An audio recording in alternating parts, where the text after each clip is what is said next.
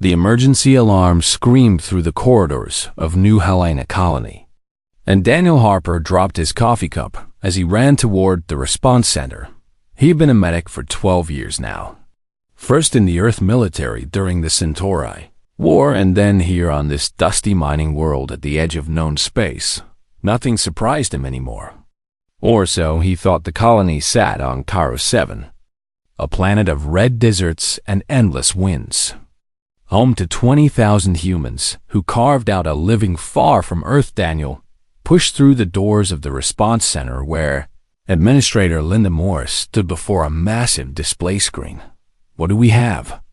he asked, already pulling on his emergency vest. Linda pointed at the screen, where a trail of fire cut across the morning sky. Unknown vessel crashed in the desert wastes about 40 kilometers out, she said with worry in her voice. No identification signal and no response to our calls. Daniel grabbed his medical kit and headed for the hangar where his partner Karen Mitchell was already prepping their rescue shuttle. Karen was 31 years old with short brown hair and a no-nonsense attitude that made her the best field medic Daniel had ever worked with. "You see that thing come down?" she asked as Daniel climbed aboard. "Saw the trail on the monitors," he replied while strapping in. Whatever it was came in hot and fast. The shuttle lifted off and shot across the red desert toward the crash site. Daniel watched the landscape blur beneath them, thinking about all the rescues he had done over the years. Some ended in triumph and others in tragedy. But he never stopped trying to save lives. His younger sister Emma had died during the war because a medic gave up too soon, and Daniel swore he would never make that same mistake. 20 minutes later, they arrived at the crash site, and what Daniel saw made his breath catch in his throat. Ship was unlike anything in any database he had ever seen. It was organic in appearance, with curved surfaces that looked almost grown rather than built, and strange symbols glowed faintly along its hull.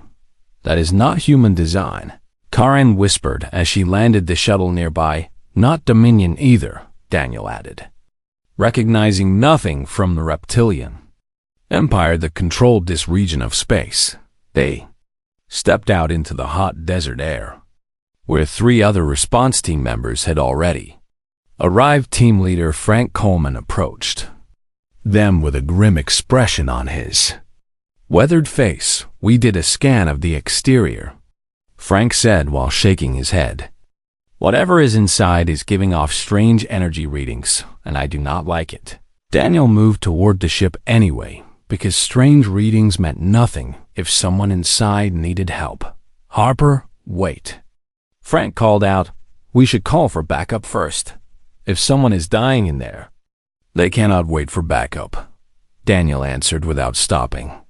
He found an opening in the hull where the crash had torn through metal and membrane alike. The interior was dark and warm, with air that smelled like copper and something sweet he could not name. Daniel activated his flashlight and moved deeper into the wreckage. That was when he heard Ida sound like breathing mixed with a low rumble that vibrated through the floor beneath his boots. He followed the sound around a round corner and froze at what his light revealed. The creature filled the chamber, massive and magnificent even in its broken state. Scales of deep purple and black covered a body that stretched 30 feet from head to tail. Great wings lay crumpled against its sides, torn and bleeding silver fluid that pooled on the floor. A long neck curved toward the ground where a head with 4 eyes rested on the debris. Those eyes opened when Daniel's light touched them, and he saw intelligence there, ancient and deep and filled with pain. "Hello," Daniel said softly, the word feeling completely inadequate. The creature's mouth opened slightly, revealing teeth like curved daggers. But no threat came from that throat. Instead, a voice entered Daniel's mind, bypassing his ears entirely. "You do not run," the voice said, female and resonant with exhaustion. "You are different from the others. Daniel took a step closer instead of backing away. "I am a medic," he explained while setting down his kit. "I help people who are hurt. And you look very hurt." A sound came from the creature that might have been a laugh in another context. "I am dying, small one. And there is no medicine that can change this fate." Daniel knelt beside the massive head and examined the wounds he could see. Silver blood flowed from dozens of injuries, and he could tell that something vital inside her was broken beyond repair. "What are you?" he asked gently. "I have never seen anyone like you." "I am called Vera," she answered in his mind. "I am Shalvith, the last of my kind in all the stars." The name meant nothing to Daniel, but the weight of those words hit him hard. "Last of her kind" meant alone in a way he could barely imagine. "What happened to you?" he asked while trying to clean one of her wounds, even though he knew it would not help. Vera's eyes flickered with old pain that went beyond her physical injuries. "The Valeth Dominion happened," she answered. "They hunted my people across 1,000 years because they feared what we were." She shifted slightly, and a groan of agony escaped her throat. "They killed my family, my children, my entire world, and I ran because I was the last, and someone had to remember." Daniel felt tears forming in his eyes for this dying stranger from the stars. "I am so sorry," he said, because no other words existed for such grief. As eyes focused on him with sudden intensity. "You weep for me," she said with surprise coloring her mental voice. "You who do not know me. You who gain nothing from my survival, and yet you weep." "Of course I do," Daniel replied. "You are in pain, and you are alone. And that matters." Outside he could hear Frank calling for him to come back.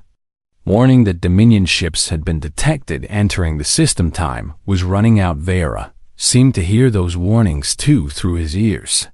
"They tracked me here," she said. "They will kill everyone in this colony to ensure I am truly gone." She moved her great head closer to Daniel until her breath washed over his face. "I can save them, but only through you." "What do you mean?" Daniel asked. "I can give you everything I am," Vera explained. "My memories, my power, my fire. And in return, you must carry my people forward." Daniel did not hesitate even for a second. "Yes," he said. Vera wrapped her broken body around him and pressed her forehead against his chest. Silver light exploded from every wound on her body and poured into Daniel like a river of stars. He screamed as fire flooded his veins, and ancient memories crashed through his mind. He saw worlds burning and dragons falling, and a civilization of beauty destroyed by jealous hunters. He felt Vera's love for her children and her grief at their deaths and her desperate hope that something would survive. Then darkness took him, and he knew nothing more when the rescue team found him. Daniel lay unconscious in the arms of a dragon who had finally stopped breathing. They tried to wake him, but he would not respond, so they carried him home while above the planet Dominion warships gathered like vultures waiting to feed. Daniel woke up screaming with silver fire dancing across his fingertips. Karen jumped back from his bedside as the flames flickered and died, leaving no burns on the sheets or his skin. He lay in the colony medical bay surrounded by machines that beeped with confusion at readings they could not explain. 3 days, Karen said once she recovered from her shock. "You have been unconscious for 3 days, and we had no idea if you would ever wake up." Daniel tried to sit up, but his body felt strange, as if he wore new skin that did not quite fit yet. "The dragon," he said, remembering everything in a flood of images and emotions. Karen nodded with concern written across her face. "She died right after whatever happened between you two," she explained. "Her body dissolved into light about an hour later and left nothing behind." Daniel closed his eyes and felt for something inside himself. There she was, not alive exactly, but present in a way that defied explanation. "I am still here," Vera's voice whispered from within his own mind. I am part of you now, and we are something new together. A nurse entered the room and stopped dead when she saw Daniel's eyes. He turned to look at the mirror on the wall and understood her reaction. His brown eyes now carried flecks of silver and gold that caught the light like tiny stars. What did she do to you? Karen asked quietly.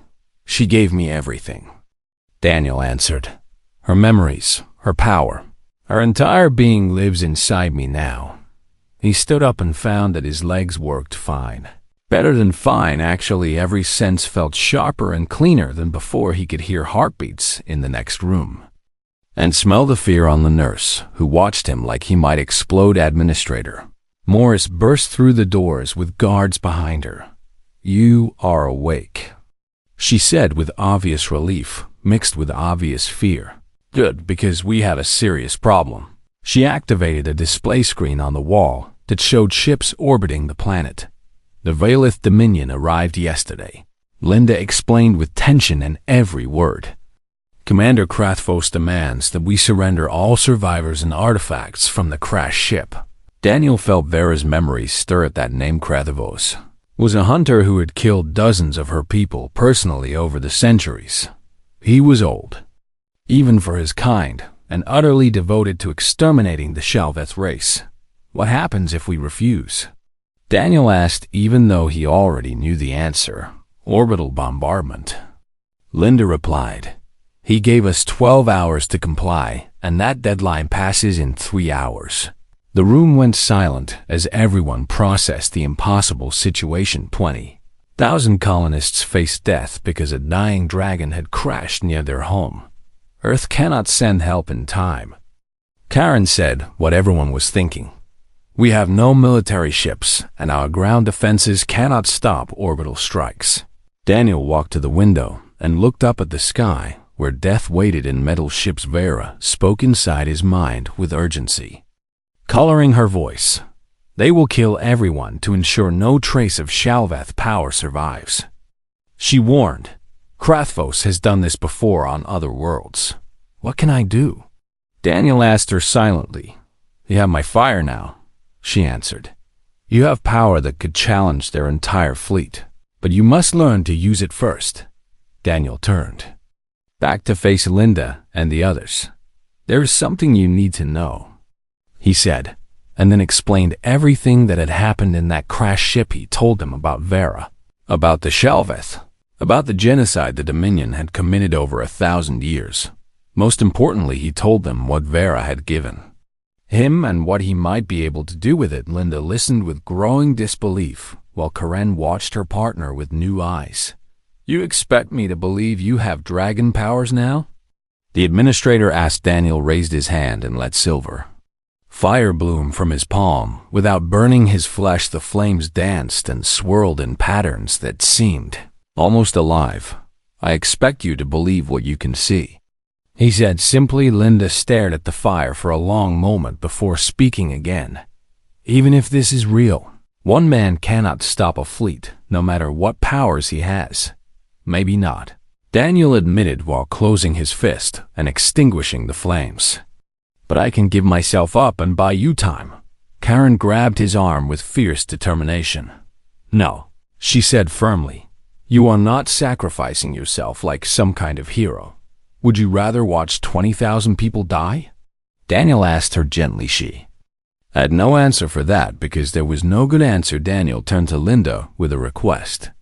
Tell Krathvos you have a survivor from the ship, and that I will surrender myself at a location outside the colony. Why outside?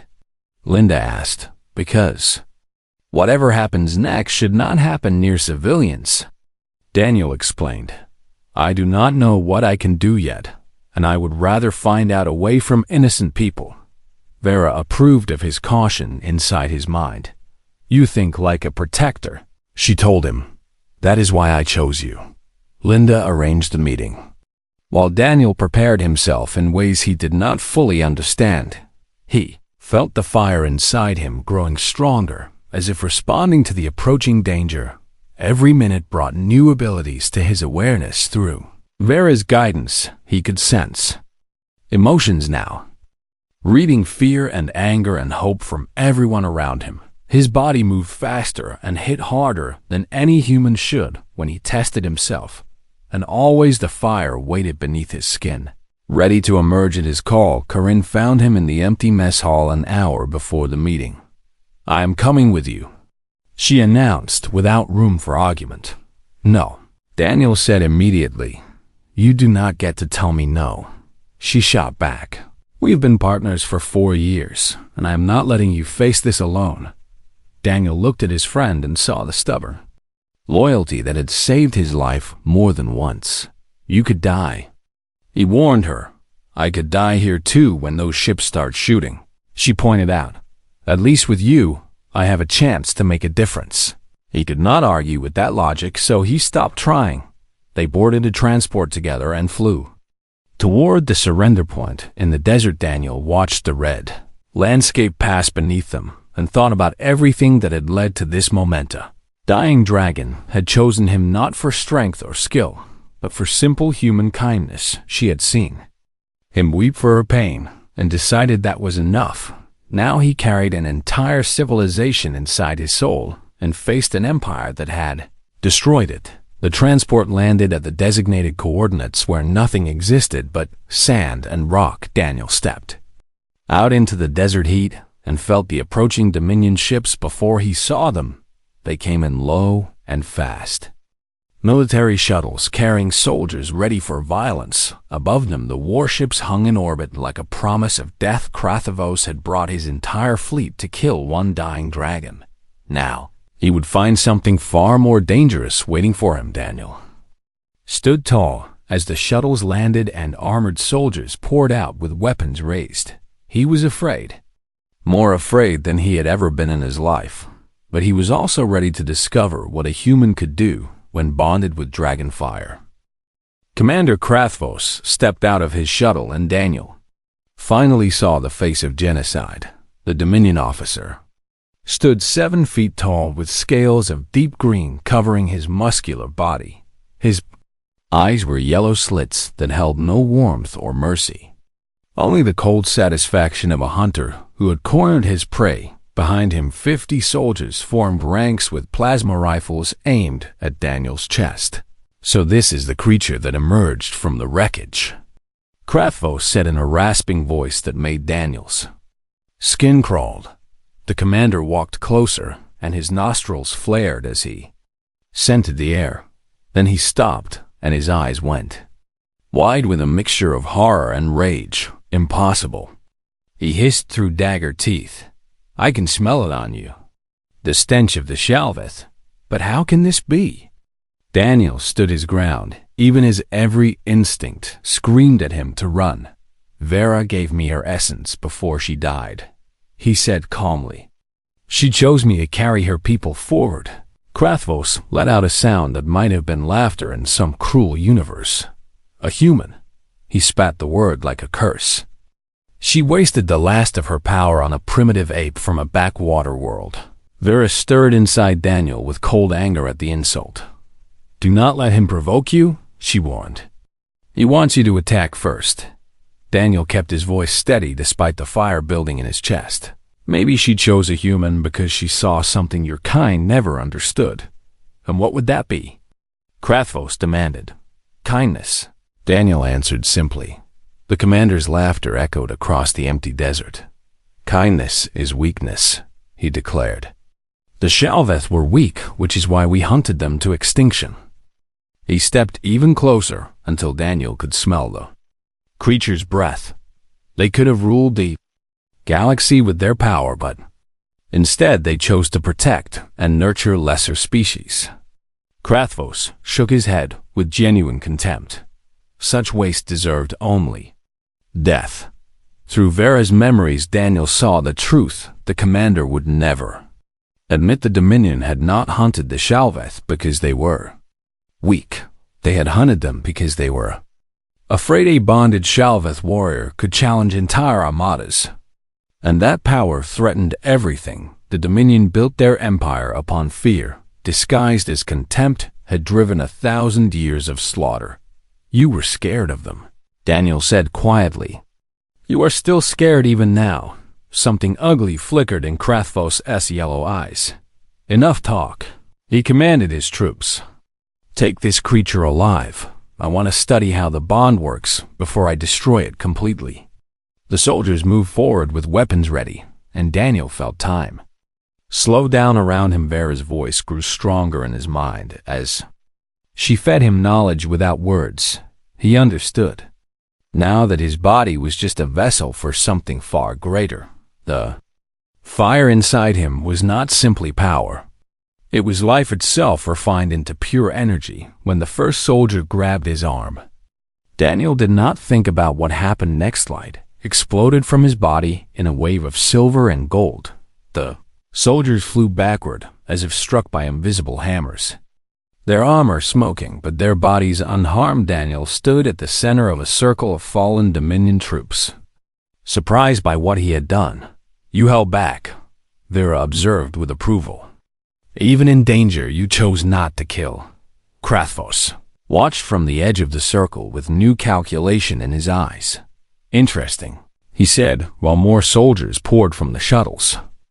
"The bond is strong in you. Stronger than I expected for such a young pairing." 100 weapons now pointed at Daniel from all directions. "But you are still only one human," the commander continued. "And your new pet cannot protect you from everything at once." The soldiers opened fire with plasma bursts that turned the air to flame. Daniel raised his hands, and the fire responded to his Kala shield of silver light formed around him, absorbing the plasma blasts like water swallowing stones. Each impact made him stronger instead of weaker as the energy fed into his bond with Vera. "How?" Krathvos roared with genuine shock. "The Shalveth were not just powerful," Daniel answered through gritted teeth. "They were adaptable. They learned. They grew." He pushed outward, and the shield became a wave that swept across the battlefield. Soldiers tumbled and weapons flew from grasping claws. Daniel moved through them like wind through grass. Too fast to track, too precise to stop. He broke weapons and disabled armor, but never delivered a killing blow. Every strike was measured to incapacitate without destroying. "Why do you hold back?" Vera asked him during the chaos. "Because Vera gave me her power to protect lives, not take them," Daniel answered in his Minda. Soldiers swung a blade at his head, and Daniel caught it with a hand wrapped in silver. Flame, the metal melted away harmlessly while he used his other hand to push the soldier down. "Gently. Stay down," he said almost kindly. The soldier stayed down within minutes. Daniel stood alone among a field of groaning Dominion troops. Krathvos had retreated to his shuttle with fury burning in his eyes. "You think mercy makes you noble?" the commander shouted as his shuttle lifted off. "It only makes you foolish." The shuttle rose toward the warships waiting in orbit. "I gave you a chance to surrender peacefully," Krathvos broadcast across all frequencies. "Now your colony will burn, and everyone you tried to protect will die screaming." Daniel felt the massive weapons on those ships begin to charge. Enough firepower to crack the planet's crust was about to rain down on New Helena. 20,000 lives hung by a thread that was already fraying. "Can I stop them?" Daniel asked Vera desperately. "Not from here," she answered with sorrow. "You would need to reach the ships themselves, and you have not yet learned to fly." Karen's voice crackled over his communicator from where she had been watching safely. "Daniel, the colony sensors show weapons charging on all enemy vessels. What do we do?" He had no answer for her. He had won the battle on the ground only to lose the war in the sky. Krathvos had outplayed him with brutal simplicity. Why fight a dragon warrior directly when you could simply kill everything he cared about from a safe distance?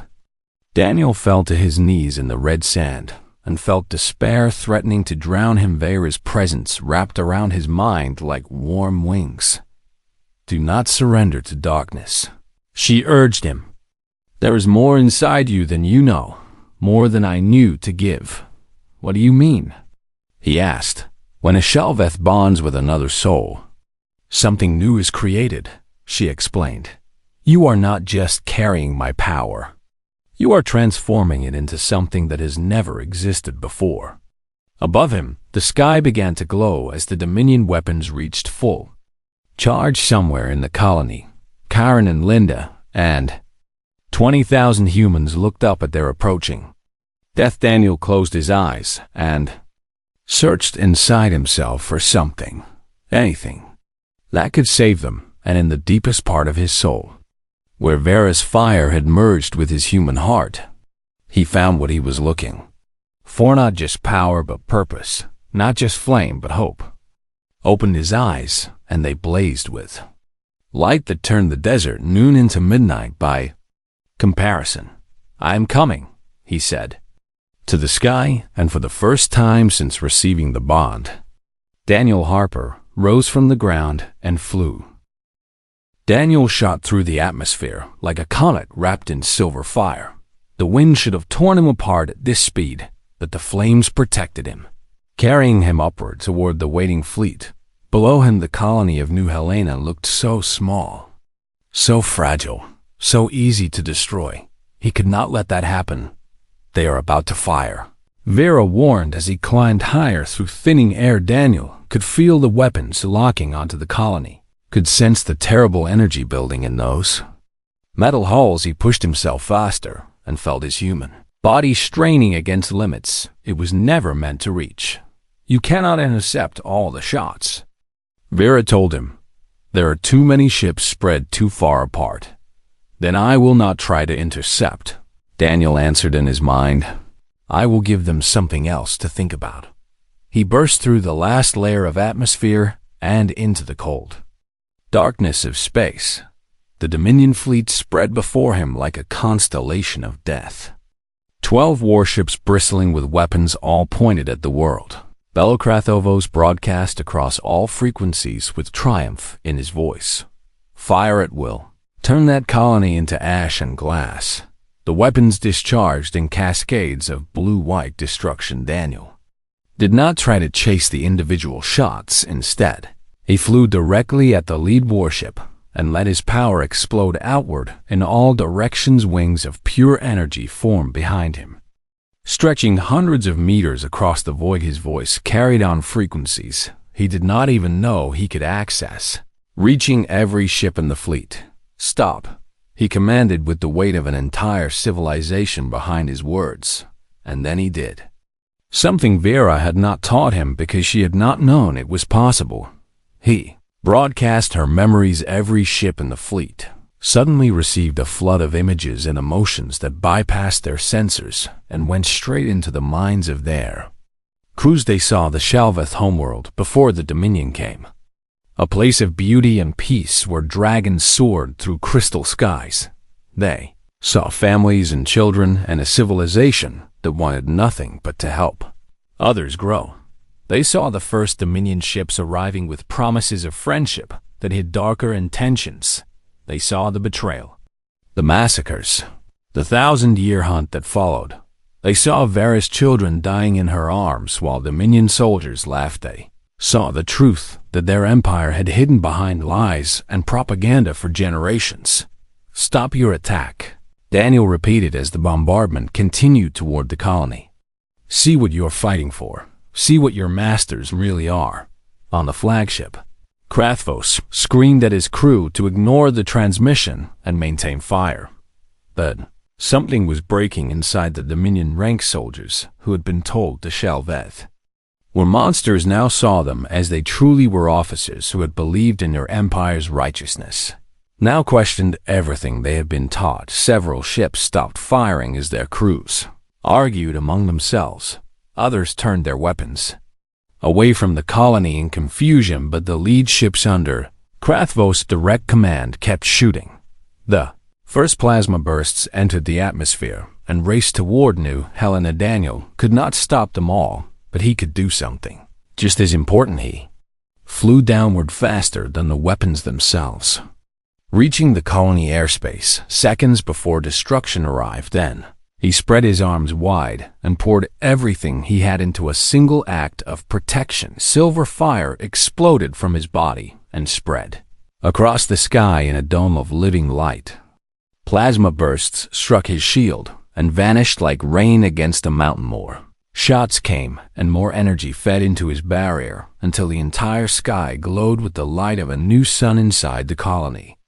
20,000 people looked up at the impossible sight above Thema, single human beings surrounded by dragon fire, holding back the wrath of an empire with nothing but will and love. Daniel felt each impact as if the shots were hitting his own body. His bones ached and his blood burned, and his mind screamed with the effort of maintaining the shield. Vera poured her strength into him, but even that was not enough for much longer.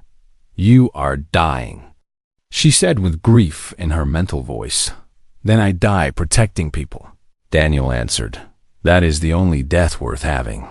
But he did not die, because across the Dominion fleet, something extraordinary was happening. Ship after ship was standing down as crews refused to continue the bombardment. Captains who had watched Vera's memories could not bring themselves to participate in another genocide. They saw the human below holding the sky together with pure determination, and they saw something worth admiring instead of destroying.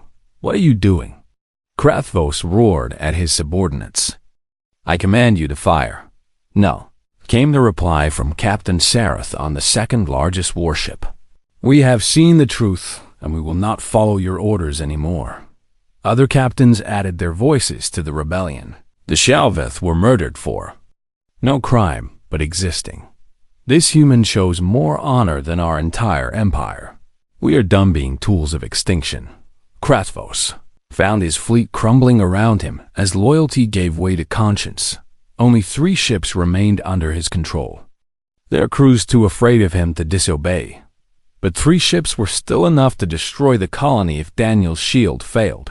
And Daniel was failing. His vision blurred and his arms trembled as the fire consumed him from within. He had given everything he had, and it was almost not enough. "Hold on." Karin's voice came through his communicator. "The other ships are turning their weapons on Krathvos. Just hold on a little longer." Daniel looked up and saw the miracle happening above him. The rebelling Dominion vessels were pointing their guns at the 3 loyal ships, creating a standoff in orbit. "Stand down, Commander," Captain Sarath ordered. "This ends now," Krathvos responded with pure rage. "You are all traitors," he screamed. "If this fleet will not follow me, then I will finish this myself." His flagship charged its main cannon, a weapon capable of burning through continents. He aimed it not at the colony, but at Daniel directly. "Let us see how much fire your dragon can give you." The commander snarled. The cannon fired. Daniel saw the beam coming and knew his shield could not stop something that powerful. But he did not try to block it. Instead, he did what Vera would have done in his place. He flew toward the beam. With arms spread wide, he opened himself completely to the energy and let it pour into his body instead of fighting against it. The pain was beyond anything he had ever imagined, but so was the power. He absorbed the cannon blast meant to destroy him and converted it into something new. Light erupted from Daniel's transformed body in a wave that washed across every ship in the fleet. Not destructive light, but healing light. Light that carried Vera's final message to the galaxy. "Remember us." The light seemed to say, "Remember what was lost and never let it happen again." Then Daniel's body gave out, and he fell from the sky like a burned-out star. Below him, the colony survived, its people staring upward in wonder and grief. Above him, the Dominion fleet descended into chaos as Krathvos' last loyalist surrendered, and somewhere in between, a shuttle launched from Captain Sarath's ship to catch the falling human before it could burn up in the atmosphere. Daniel had won, but the cost of victory remained to be seen. Daniel opened his eyes to find Karen sitting beside his bed with tears streaming down her face. "You absolute fool," she said while grabbing his hand tightly. "You beautiful absolute fool." He was back in the colony medical bay where his strange journey had begun just days before. Everything hurt in ways he could not describe, as if his body had been taken apart and put back together wrong. But he was alive. "How long?" he asked, his voice barely a whisper. 2 days. Karen answered while wiping her eyes. The Dominion ship that caught you brought you straight to us. Can you believe that? Daniel tried to laugh, but it came out as a cough instead. I saw their faces change when I showed them Vera's memories, he said. Some of them did not want to be monsters. Most of them apparently, Karen confirmed. The fleet split almost in half after what you did. She helped him sit up slowly, and the room swam around him for a moment. What happened to Krathvos? He asked. Karen's expression hardened with satisfaction.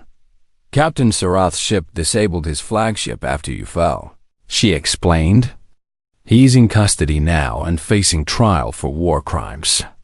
Going back centuries, Daniel let that news sink in and felt something loosen in his chest. The hunter had finally become the hunted. He reached inside himself for Vera's presence and found her there, quieter than before, but still warm. You almost destroyed yourself, she said gently in his mind. I was afraid I had lost you. I learned from the best, he replied silently.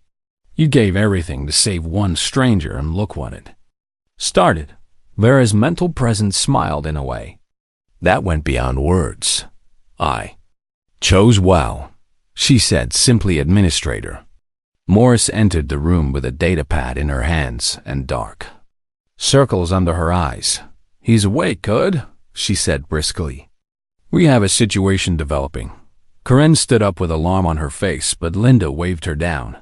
Not a dangerous situation, the administrator clarified. Just a complicated one. She handed the datapad to Daniel, who looked at the screen with confusion. What am I seeing here? He asked. Messages, Linda explained. From Earth Command, from the Galactic Council, from species I have never even heard of, all wanting to speak with you.